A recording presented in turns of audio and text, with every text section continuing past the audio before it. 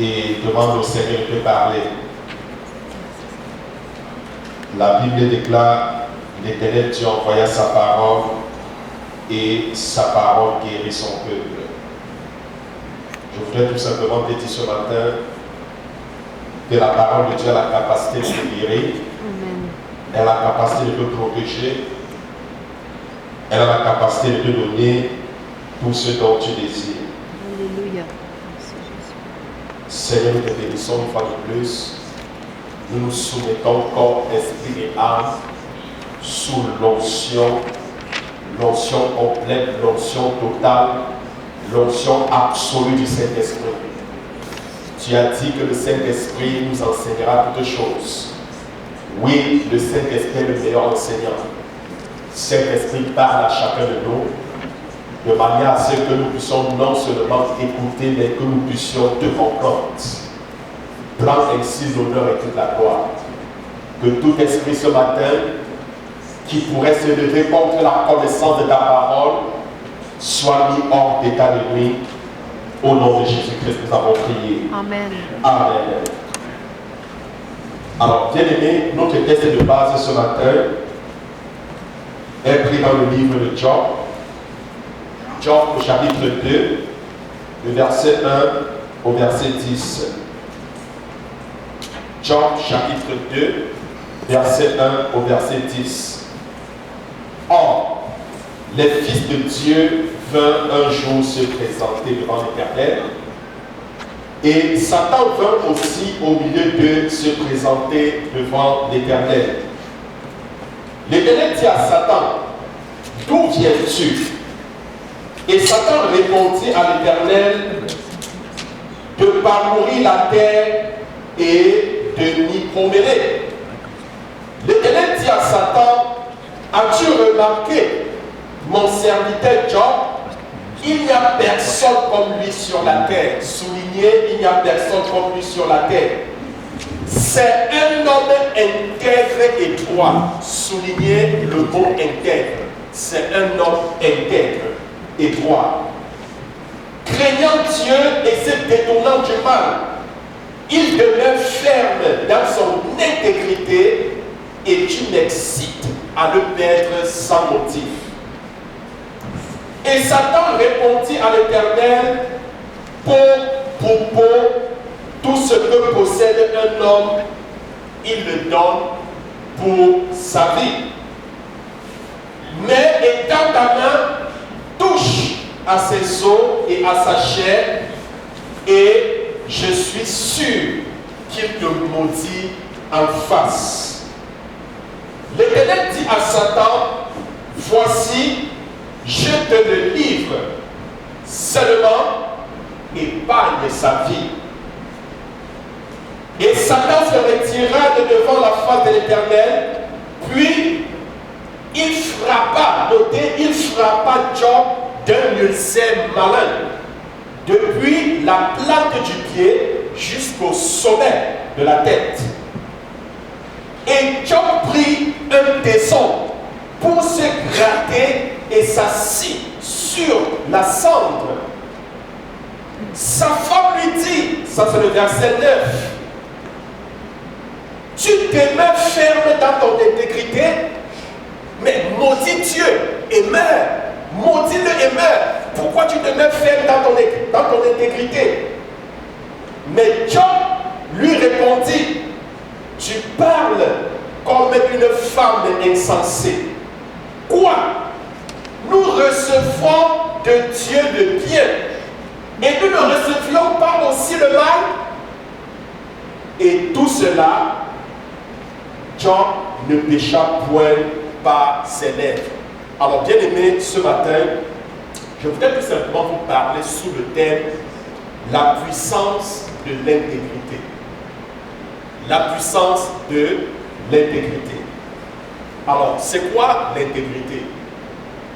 Si je prends mon dictionnaire Larousse, alors, selon le dictionnaire Larousse, l'intégrité se définit comme l'état de quelque chose qui a toutes ses parties.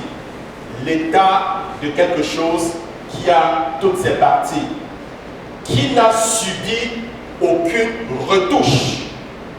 Ou encore, le dictionnaire Larousse définit l'intégrité comme l'état de quelque chose qui a conservé sans altération ses qualités, son état original. Alors, lorsqu'on parle ainsi de l'intégrité d'un chrétien, c'est quoi? C'est ce chrétien, c'est cette personne qui est demeuré ferme à sa foi, qui est demeuré ferme à ses croyances, fidèle à Dieu, dans son obéissance vis-à-vis de la parole de Dieu, malgré les circonstances de la vie. Bien-aimés, beaucoup ont perdu leur intégrité vis-à-vis du Seigneur face aux épreuves. Ils sont nombreux qui ont compromis au moment des difficultés, au moment des problèmes. Un jour, je me suis posé la question d'où viennent les problèmes de Job. Mais justement, ces problèmes venaient à cause de son intégrité. La Bible dit, un jour au ciel, il y a eu un rassemblement, il y a eu une réunion des enfants de Dieu. Et Satan s'est aussi présenté au rassemblement des enfants de Dieu. Comme pour vous dire, là où les enfants de Dieu se rassemblent, même Satan lui aussi y va. Est-ce que vous comprenez? Donc c'est important de prendre conscience, comme Jésus a dit, votre ennemi le diable rôde comme un lion rugissant, cherchant qui il dévorera. Alors Jésus, Dieu, posa donc la question à Satan. Mais d'où viens-tu? Il lui dit, j'étais partout, j'étais même sur la terre pour me promener. Et Job lui dit, ok, tu t'es promené sur la terre? Il dit oui, je ne sais pas d'autres planètes qu'il a visitées. Peut-être il était sur Mars, peut-être il était sur Jupiter, et en passant, il a fait un détour sur la terre. Et l'Éternel lui posa la question, mais est-ce que sur la terre, est-ce que tu as vu mon serviteur Job? Est-ce que tu as vu comment est-ce qu'il est intègre envers moi? Vous voyez, Dieu se vantait de Job, il se vantait de son intégrité. Et puis, Satan lui dit, pot pour pot, ce qu'un homme a reçu, au prix de sa vie, il est capable de livrer tout. S'il te craint, en d'autres termes, s'il est intègre envers toi, mais c'est parce que tu lui as tout donné. C'est parce que tu lui as donné une belle femme, tu lui as donné des enfants, il a des richesses. Dieu lui dit, mais non, pourquoi tu m'excites à vouloir le perdre? Ce n'est pas à cause de cela. Satan dit, permets que j'aille donc le toucher. Permets que j'aille donc l'affliger. Tu verras, il va te régner. Tu verras, il te sera plus intègre. Et Dieu dit à Satan, je te permets, va, fais tout ce que tu veux, mais ne touche pas son âme. Ne touche pas son âme. Bien-aimé, c'est alors que débuta le malheur de Job. En un jour, l'ennemi a détruit toutes ses richesses. Il avait des milliers de bœufs, des milliers de chèvres. Il avait du bétail, il avait un très grand nombre de bétail. En un jour, Satan a envoyé la peste qui a tout détruit. Juste pour que Job ne soit plus intègre vis-à-vis du Seigneur. Bien-aimés, les épreuves viennent nous éprouver. Job n'a pas régné le Seigneur. Job n'a pas péché contre le Seigneur. Mais Job est resté intègre. Je pense que pour certains chrétiens aujourd'hui, si une telle chose arrivait, on devait maudire Dieu, on devait régner Dieu, on devait blasphémer, on devait lancer des propos qui ne glorifient pas le Seigneur. Mais Job n'a pas fait tout cela. Le diable ne s'est pas arrêté. Le diable a tué tous ses enfants. Job a perdu tous ses enfants. Mais je pense que c'était certains chrétiens encore. Ils auront dit au Seigneur, mais écoute Seigneur, tu en es très loin. Il a perdu ses enfants. Mais jusqu'à là, il n'a pas régné Dieu. Il est resté intègre vis-à-vis du Seigneur. Sa relation avec Dieu n'a pas changé. Son obéissance vis-à-vis dépassé. Satan l'a même frappé d'un ulcère de la tête jusqu'à la plante des pieds. Et la Bible déclare, Job prenait des taisons de bouteille pour se gratter le corps en longueur de journée. Sa femme était sidérée, sa femme était déportée. Sa femme lui dit, mais malgré tout ce qui t'arrive, comment est-ce que tu peux demeurer intègre vis-à-vis de Dieu?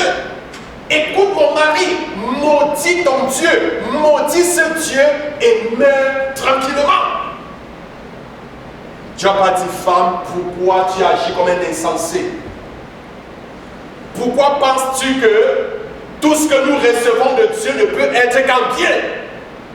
Est-ce que quelque chose de mal qui nous arrive, est-ce que Dieu ne peut pas permettre une telle chose? Est-ce que vous comprenez?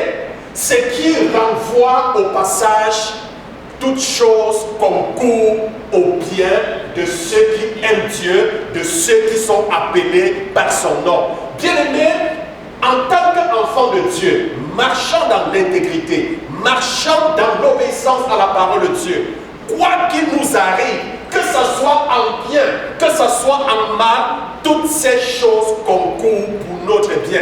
Mais nous avons une mentalité en tant qu'enfants de Dieu. Nous pensons que le malheur ne peut pas nous arriver. Nous pensons que c'est toujours le bien qui va nous arriver. Mais non! Est-ce que vous comprenez?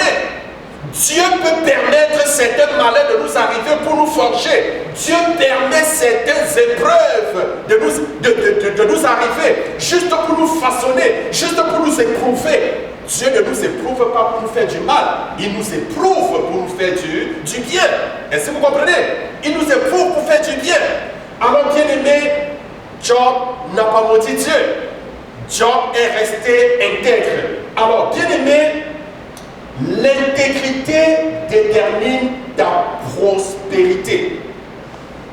L'intégrité détermine ta réussite et ton rétablissement. Celui qui ignore l'intégrité, un chrétien qui ignore l'intégrité embrasse la médiocrité, embrasse l'incrédulité. Ton intégrité, je veux dire, détermine ta valeur et ton respect. Une personne est respectée de par son intégrité. On connaît la valeur d'un homme par rapport à son intégrité. Veux-tu être respecté? Sois intègre. Veux-tu avoir de la valeur devant le Seigneur? Sois intègre. Bien-aimé, ton intégrité est valable que ta beauté. Je vais dire, en d'autres mots, ton intégrité est plus importante que ta beauté.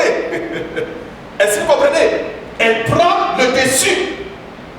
Ton intégrité, je dirais même que c'est ta dignité. Hein? On reconnaît la dignité d'un homme à son intégrité. Parce que celui qui perd son intégrité, je dirais, il perd sa dignité. Il perd sa dignité. La qualité de ta réputation dépend de la qualité de ton intégrité. Amen. La qualité de ta réputation dépend de la qualité de ton intégrité. Bien-aimé, ce matin, je vais te dire qu'une vie sans la crainte de Dieu, sans la sainteté, une vie sans l'obéissance est une vie sans intégrité. Alors, le contraire de l'intégrité, c'est quoi? C'est la malhonnêteté. Le contraire de l'intégrité, en un mot, je dirais, c'est péché. Péché, c'est le péché. C'est le péché. Parce que celui qui n'est pas intègre se retrouve dans la compromission. Celui qui n'est pas intègre se retrouve à pécher contre le Seigneur. Et quand on parle de l'intégrité, ce n'est pas quelque chose qu'on peut cacher. L'intégrité, c'est quelque chose de remarquable. C'est quelque chose de visible. Job dans son intégrité, mais les gens tout autour de lui pouvaient voir qu'il était intègre vis-à-vis du Seigneur. Ce n'était pas quelque chose de secret. C'était quelque chose de visible. Même sa femme lui a dit, Sa femme lui dit, mais écoute, pourquoi est-ce que tu restes intègre? Parce que sa femme n'a pas entendu de la part de Job une parole négative dans ses épreuves. Job bénissait toujours le Seigneur dans ses épreuves difficiles. Job ne s'était jamais détourné de la foi de Dieu. Mais il louait Dieu, il célébrait Dieu pour tout ce qui lui arrivait. Les personnes intègres sont incorruptibles. Amen. Elles sont incorruptibles. Vous ne pouvez pas corrompre quelqu'un intègre. Vous ne pouvez pas corrompre quelqu'un intègre. Il y a beaucoup qui sont victimes de la corruption. À cause de quoi? À cause du manque d'intégrité. Bien-aimé, Dieu a besoin des personnes intègres pour accomplir son œuvre sur la terre. Dieu a besoin des personnes intègres. Et si vous n'êtes pas intègre, Dieu n'utilisera jamais quelqu'un qui n'est pas capable d'être intègre. Dieu ne regarde pas ton teint. Il ne regarde pas ta nationalité. Que tu sois africain, asiatique, européen. Non, non, non, non. Dieu ne regarde pas. Dieu ne regarde pas ton argent. L'or et l'argent appartiennent à Dieu. Toutes ces choses appartiennent à Dieu. Ce que Dieu regarde, c'est quoi? C'est ton intégrité. Dieu se pose la question, est-ce que tu peux être intègre? C'est ton intégrité qu'il recherche. Et Dieu travaille avec des personnes intègres. Dieu utilise des personnes intègres. Imaginez l'onction de Dieu sur la vie de quelqu'un qui n'est pas intègre. L'onction a besoin de l'intégrité pour demeurer. Si vous avez l'onction, la puissance de Dieu dans votre vie, mais vous n'êtes pas intègre, cette puissance ne peut pas demeurer. Est-ce que vous comprenez? Elle ne peut pas demeurer. Ça prend l'intégrité pour que la puissance de Dieu, l'onction de Dieu, puisse demeurer dans nos vies. Et je voudrais vous dire ce matin, l'intégrité est un choix et non un don. Amen. On ne reçoit pas le don de l'intégrité. L'intégrité, c'est un choix. Ça veut dire, vous pouvez décider d'être intègre comme vous pouvez décider de ne pas être intègre. C'est un choix, bien-aimé. C'est un choix. Et l'éternité d'un enfant de Dieu dépend de son intégrité. Ça dépend de son intégrité. Souvenez-vous des paroles de Jésus.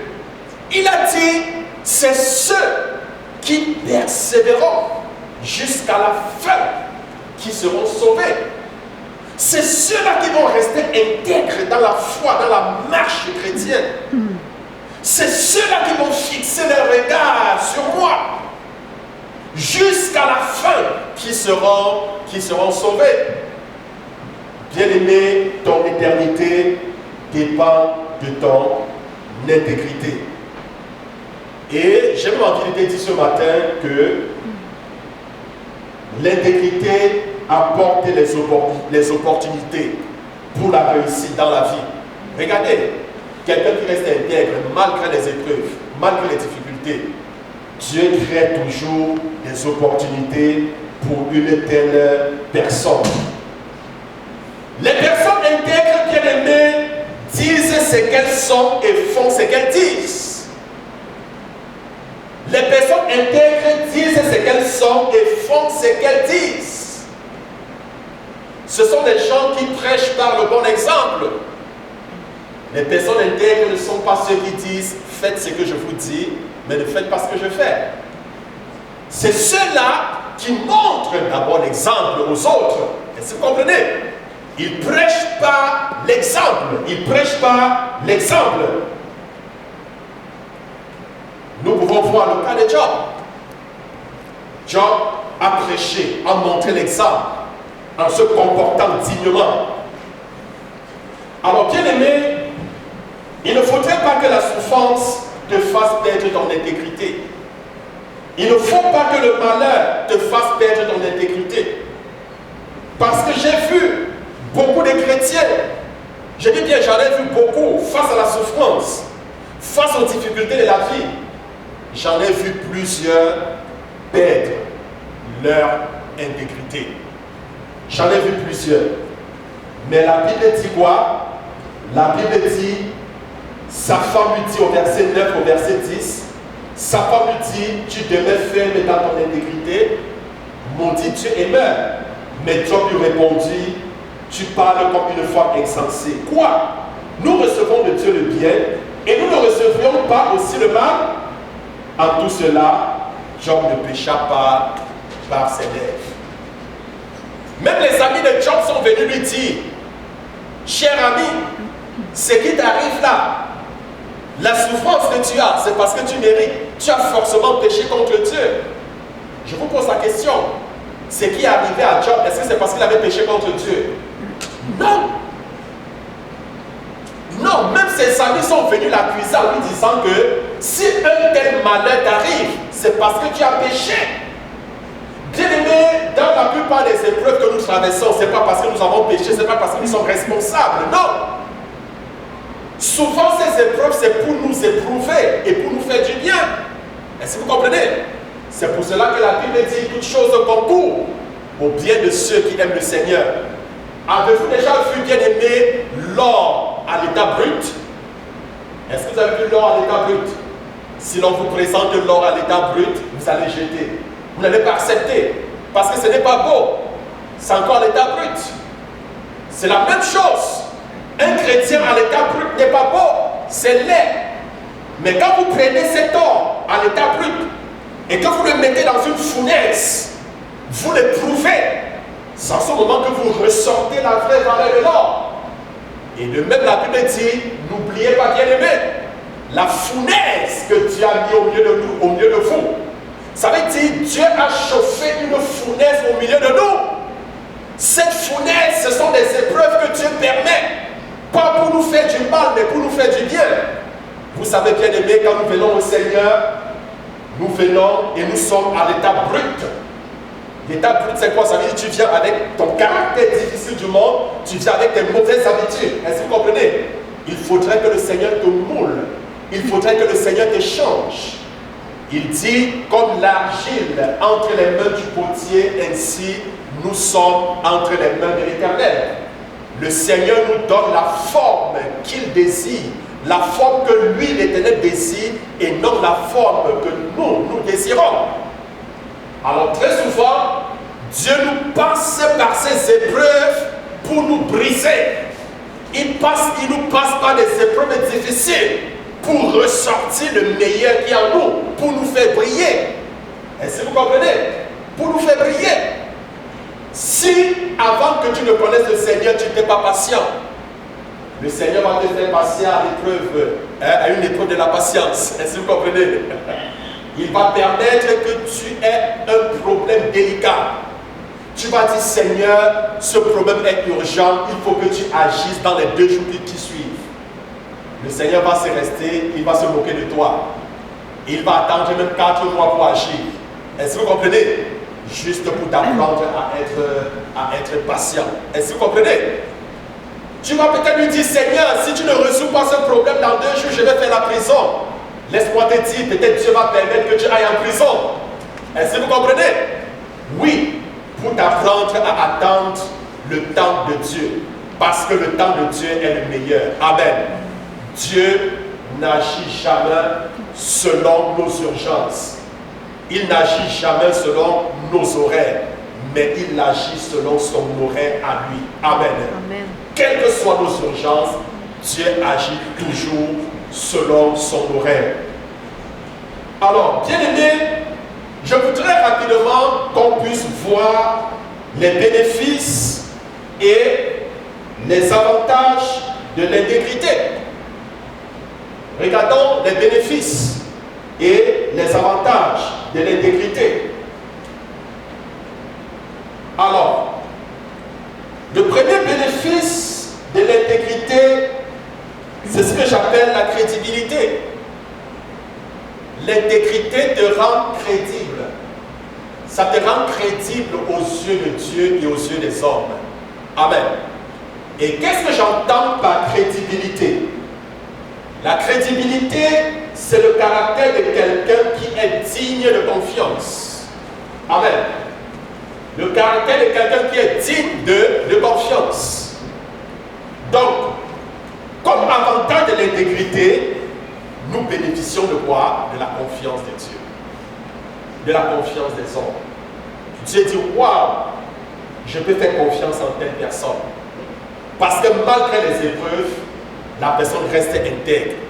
Malgré les difficultés, la personne ne me renonce jamais. Je peux faire confiance en cette personne.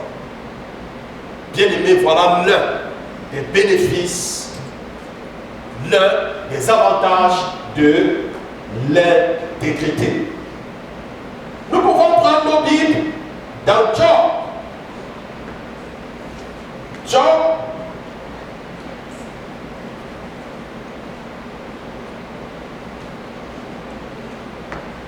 Job chapitre 1, le verset 8.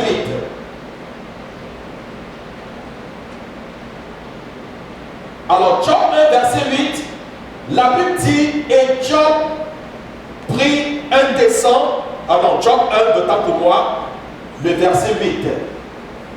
Et non Job 2.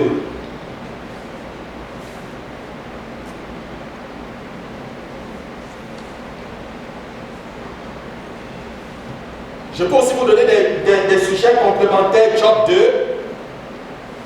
Job 2, verset 3. L'Éternel dit à Satan, as-tu remarqué mon serviteur Job? Il n'y a personne comme lui sur la terre. C'est un homme intègre et droit. Vous comprenez? Dieu se vantait de Job. Dieu avait une confiance totale vis-à-vis de Job. Pourquoi? Parce qu'il était intègre. Avant même l'épreuve qu'il a subie, c'est-à-dire l'affliction de Satan, Job était déjà intègre vis-à-vis de Dieu. Et c'était comme un défi, est-ce que vous comprenez, entre Dieu et Satan, pour éprouver l'intégrité de Job. Satan dit non, si tu prends tout ce qu'il a, il te sera plus intègre. Mais comme Dieu avait confiance en Job, Dieu a dit à Satan, va, fais tout ce que tu veux, mais ne touche pas son âme, tu verras, il sera toujours intègre. Bien aimé, est-ce que le Seigneur peut te donner un tel degré de confiance? Amen. Voilà l'un des avantages de l'intégrité, la confiance, la crédibilité. Le deuxième avantage, c'est la stabilité dans la vie. L'intégrité apporte la stabilité. Nous pouvons voir Job au chapitre 2, le verset 10. Mais Job lui répondit, tu parles comme une femme insensée. Quoi? Nous ne recevons de Dieu le bien et nous ne recevions pas aussi le mal. En tout cela, Job ne pécha point contre l'Éternel. Donc, l'intégrité apporte quoi? La stabilité dans la vie. Job était un homme stable. Est-ce que vous comprenez? Pour lui, il avait compris que tout ce qui lui arrivait concourait pour son bien.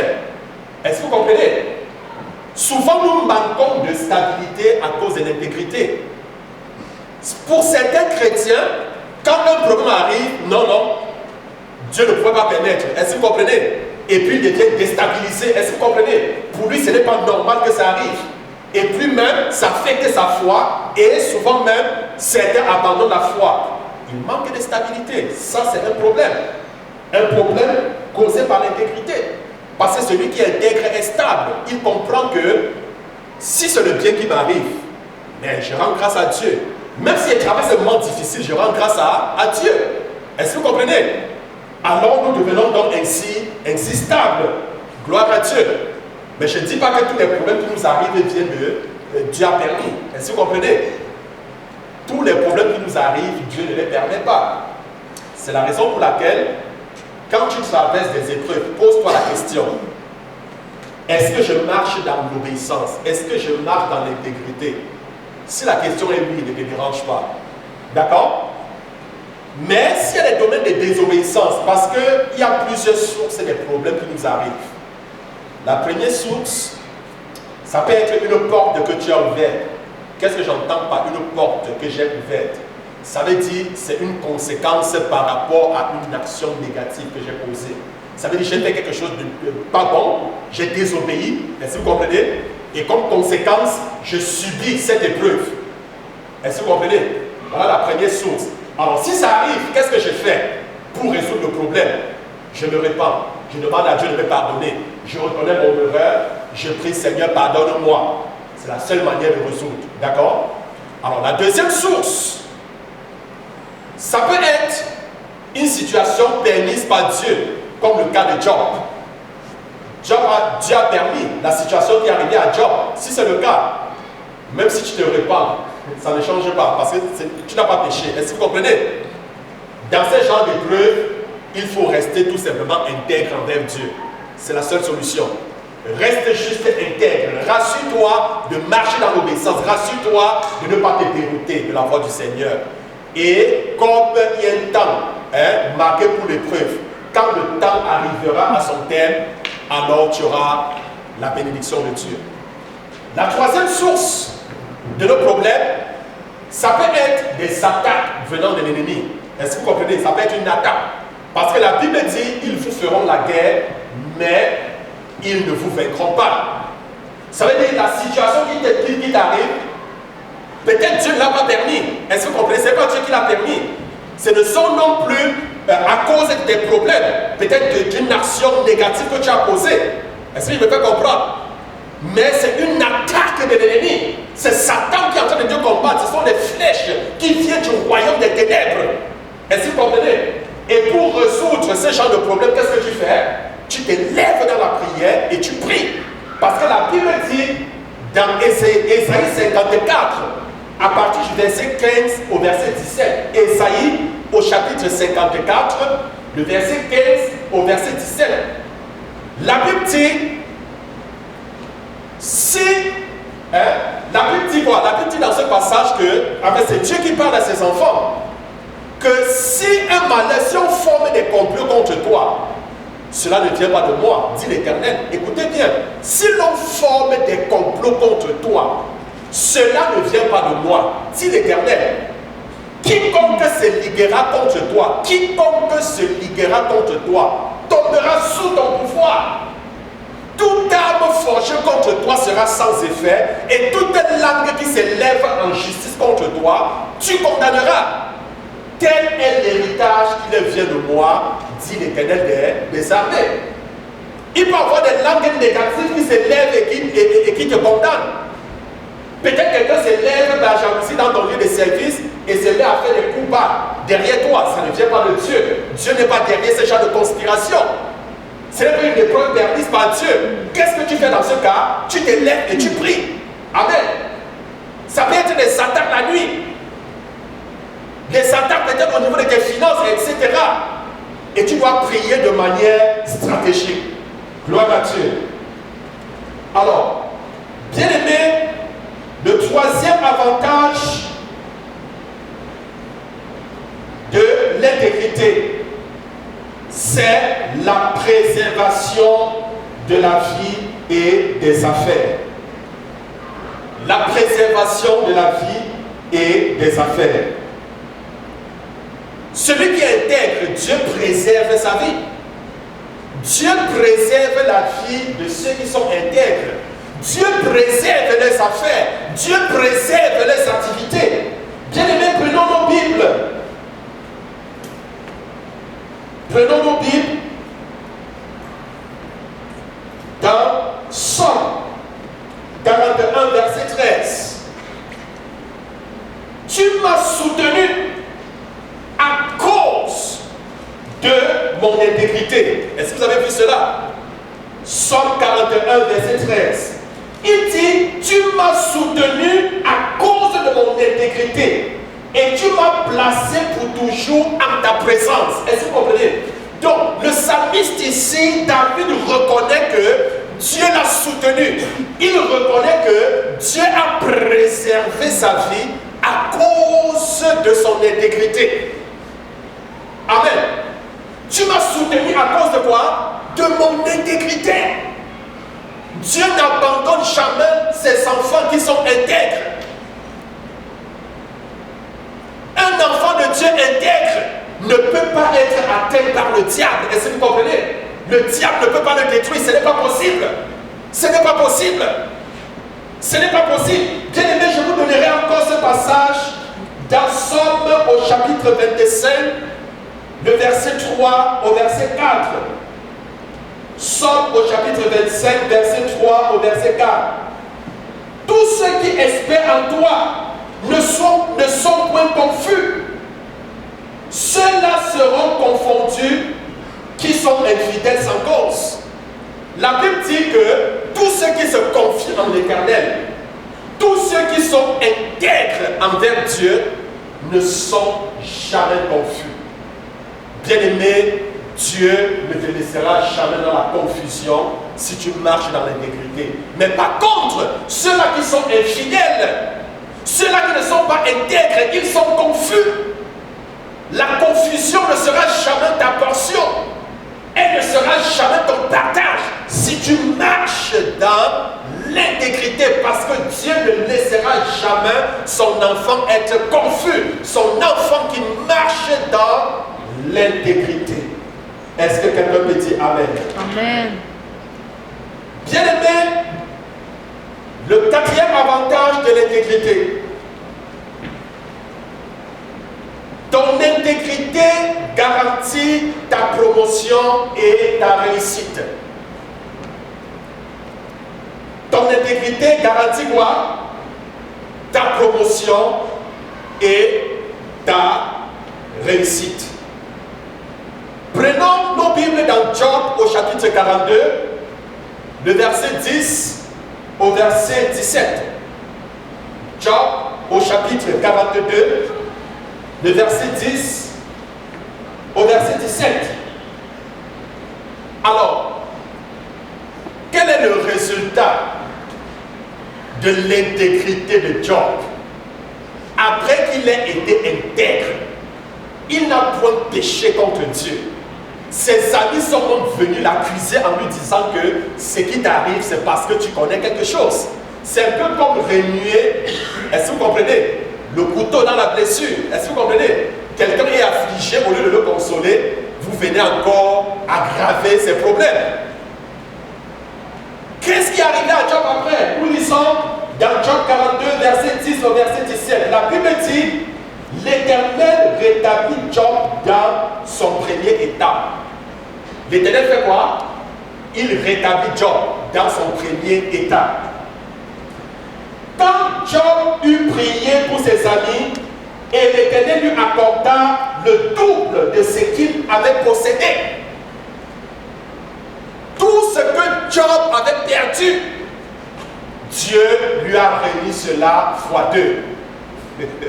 Est-ce que vous comprenez? Les richesses qu'il avait, Dieu l'a multiplié par 2. Tout ce qu'il avait perdu, bétail, tout, Dieu a multiplié par 2. Les enfants qu'il avait, Dieu a multiplié par 2. Est-ce que vous comprenez? Voilà les avantages de l'intégrité. J'ai toujours l'habitude de dire, après chaque épreuve, il y a une élévation, il y a une promotion qui nous attend, il y a une bénédiction qui nous attend. Est-ce que vous comprenez? Quand vous réussissez à une épreuve, à la fin de l'épreuve, il y a toujours une bénédiction. Amen. Il y a toujours une bénédiction, il y a toujours une élévation qui nous attend. Alors, la Bible dit, les frères, les sœurs et les anciens amis de Job vinrent tous le visiter et ils mangeaient avec lui dans sa maison. Ils le plaignaient et le consolaient de tous les malheurs que l'Éternel avait fait venir sur lui. Est-ce que vous comprenez? De tous les malheurs que l'Éternel avait fait venir sur lui. Et chacun lui donna un tésita et un anneau d'or. Pendant ces dernières années, Job, regardez très bien, pendant ces dernières années, Job reçut de l'Éternel plus de bénédictions qu'il en avait reçu dans les premières. Ça veut dire qu'à la fin de ces années, c'est-à-dire toutes les années de sa vie, est-ce que vous comprenez? toutes les bénédictions qu'il a reçues à la fin, toute sa vie n'avait jamais reçu ces bénédictions-là. Est-ce que vous comprenez? Donc, celui qui marche dans l'intégrité, qu'est-ce qui se passe? La bénédiction que Dieu peut te donner en un an, est-ce que vous comprenez? En 10 ans, tu l'auras jamais eu. Est-ce que vous comprenez? En 10 ans, tu n'auras jamais ce genre de bénédiction. Alors, bien aimé, pendant ces dernières années, Job reçut de l'Éternel plus de bénédictions qu'il en avait reçues dans les premières. La Bible dit qu'il posséda 14 000 brebis, 6 000 chameaux, 1000 paires de bœufs et 1000 ânesses. Il eut 7 fils et 3 filles. Il donna la première le nom de Génima, à la seconde celui de Nekessia, et à la troisième celui de Kéren Abouk. Il n'y avait pas dans tout le pays d'aussi belles femmes que les filles de Job. Leur père leur accorda une part d'héritage parmi leurs frères. Job vécut après cela 140 ans. Donc ça veut dire après l'épreuve là, il a vécu combien? 140 ans. Amen. Wow. Et il fit ses fils, les filles de ses fils, jusqu'à la 4e génération. Et Job mourut âgé et rassasié de jours. Il mourut âgé et rassasié de quoi? De jours. Bien-aimé, ton intégrité détermine, ton intégrité garantit, je l'ai dit, ta promotion, ta réussite, ton élévation. La Bible dit, Dieu a restauré le double de tout ce que Job avait perdu. Et les filles de Job étaient les plus belles filles du pays, les plus belles filles de la terre. Il n'y avait pas plus belles filles que les filles de Job. Est-ce que vous comprenez? Il n'y avait pas plus belles que les filles de Job. Ça, c'est ce que l'intégrité peut provoquer dans la vie d'un croyant. La Bible dit qu'il a eu plus de richesses à la fin de sa vie qu'il n'en a jamais eu. La Bible essaie de lister les richesses qu'il avait eues. Est-ce que vous comprenez? Le nombre de brebis, etc. La Bible dit qu'il vécut après cela 140 ans. 140 ans après cela. Après cela, la Bible dit qu'il vécut 140 ans. Vous comprenez? Dieu t'accorde de longue vie à cause de ton intégrité. La Bible dit qu'il a vu ses enfants. Il a vu les enfants de ses enfants. Les enfants des enfants de ses enfants. Il a vu jusqu'à la 4e génération. Est-ce que vous comprenez? Jusqu'à la 4e génération. Et la Bible dit qu'il est mort âgé et rassasié de jours. Vous savez, quand vous mangez, vous mangez un bon plat de, qu'est-ce que je dis, de poutine, vous êtes bien rassasié. C'est-à-dire quand vous mangez, vous êtes rassasié, vous n'avez plus envie de manger. Ça vous arrive souvent? C'est-à-dire que vous mangez, quand vous êtes rassasié, vous n'avez plus envie de manger, vrai ou faux? C'est vrai. Il n'y a plus de place parce que vous avez bien mangé. Job avait bien vécu. Est-ce que vous comprenez? Il était rassasié de son séjour sur terre. Mais aujourd'hui, nous voyons, nous mourrons avant le temps. Beaucoup, même quand la mort arrive, nous ne voulons pas. Parce que nous ne sommes pas rassasiés. Est-ce que vous comprenez? Nous voulons encore vivre. Si tu veux être rassasié de la vie, bien aimé, marche dans l'intégrité. Amen. Marche dans l'intégrité. Marche dans l'intégrité. Et quand tu marches dans l'intégrité, non seulement tu es béni, les enfants de tes enfants sont bénis. Est-ce que vous comprenez?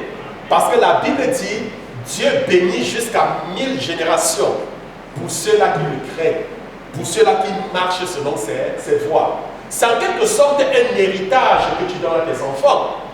Est-ce que vous comprenez? Quand tu marches dans l'intégrité, tu transmets ici un héritage, une bénédiction à tes enfants, une bénédiction qui s'étend sur 1000 générations. Alors, bien aimé, pour chuter, la 5e bénédiction, ou alors le 5e avantage de marcher dans l'intégrité, c'est la bénédiction générationnelle. La bénédiction générationnelle. Nous recevons une bénédiction qui s'étend même sur la vie de nos enfants. Et c'est ce que je vous ai dit tout à l'heure. Dans Exode, je pense, Exode 20, si je ne me trompe pas, verset 5, il dit que si tu marches dans l'obéissance, alors il va étendre la bénédiction jusqu'à 1000 générations. Est-ce que vous comprenez? Donc ceux qui craignent l'Éternel sont bénis jusqu'à 1000 générations. Mais ceux-là qui ne le craignent pas, ceux-là qui ne marchent pas selon ses voies, ils sont maudits.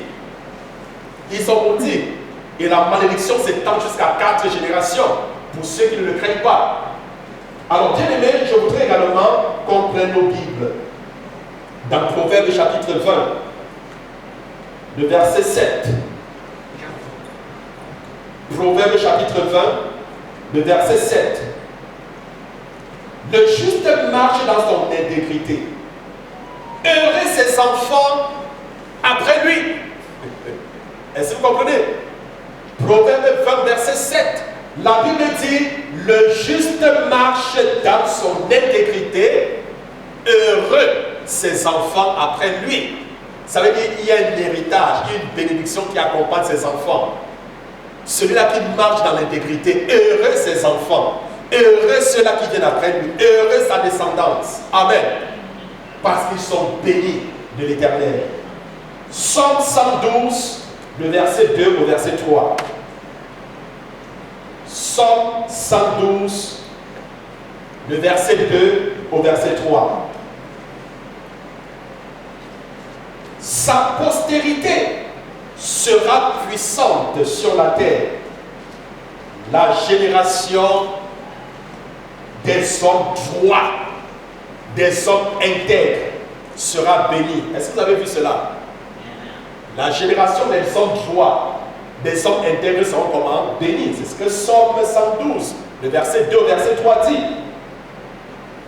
Il a dans sa main, il a dans sa maison bien-être et richesse, et sa justice subsiste à jamais.